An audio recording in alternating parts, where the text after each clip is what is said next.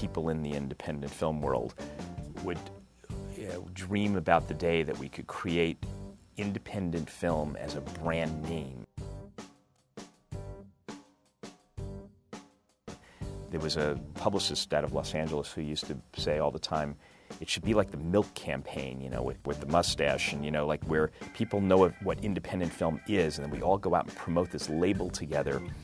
And the goal was to have these films sitting side by side in the multiplex with the major studio movies. I look back at that pipe dream and I say, be careful what you wish for, because independent films, so-called independent films, are sitting side by side with major studio movies and multiplexes to the point where you can't tell the difference anymore.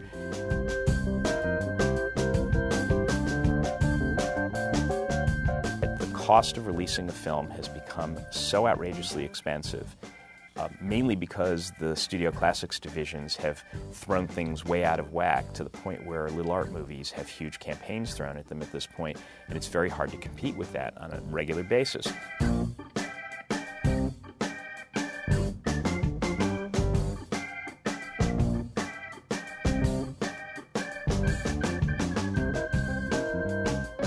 All of our initial locations were purposely picked because they're in places that are not competitive, places where there really is no existing art film theater.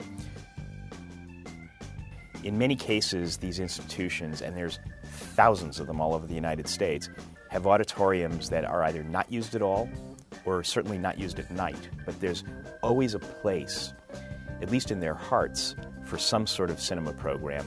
But in many cases, running a cinema program is just not cost effective for them because it requires a lot more work for a much lower ticket price than putting on some big theater performance where they could charge $50, $60 a ticket. The goal of our digital cinema circuit is to get independent films out of the multiplex, to completely separate them from the mainstream Hollywood world, and therefore to be able to give them their own platform where people understand that they're going to see something completely different. The experience is going to be different. Instead of popcorn, we're going to be serving wine. It's going to be a very adult-oriented situation, a lot of discussion groups after movies, no commercials on the screen before the films. Just, give them a very, very different experience.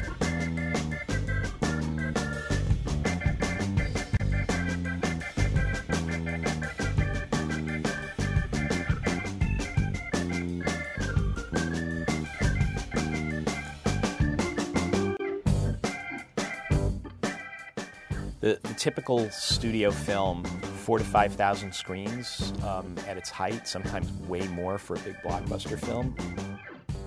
I would say that when you move down to the Studio Classics divisions, they're typically more in the 400 to 500 screen area, but they try to grow beyond that. Moving prints around and trying to make the most with a minimal number of prints, you can cover the country with 20 prints. But if you're talking about a tiny, tiny, tiny movie, there are companies that try to do that with 2 prints. Sometimes it can take 2 years. And that's one of the things we're trying to fix, is that for that level of movie, 2 years down the road, when the film would play in Scranton, if it ever played in Scranton, 2 things would definitely be true. Number one, the film's old news. If it won any awards, if it got any press, if any sort of buzz nationally about that movie, it's gone. Nobody remembers it. And it's competing for people's attention with films that are playing in the local multiplex that are the films that they're currently talking about on TV, et cetera, et cetera. The other thing that's true is that 35mm print is beat to shit. I don't know if you've ever seen what a 35mm print looks like that's been shipped around by Federal Express, all the dents in the cans, or if you've ever opened up a 35mm film can that the tape came loose and it becomes spaghetti in the box. Once you're in the digital realm, for us to digitize it and put it out in multiple locations for them to create an event is very easy. If your master, digital master, which is just a video master, exists in a form in which it's high enough quality to be blown up to a screen that size to begin with, then what you're talking about is minimal expense to crunch it to the point where we have the digital file that we need. So really all we're paying for is the bandwidth of the DSL lines into the theaters.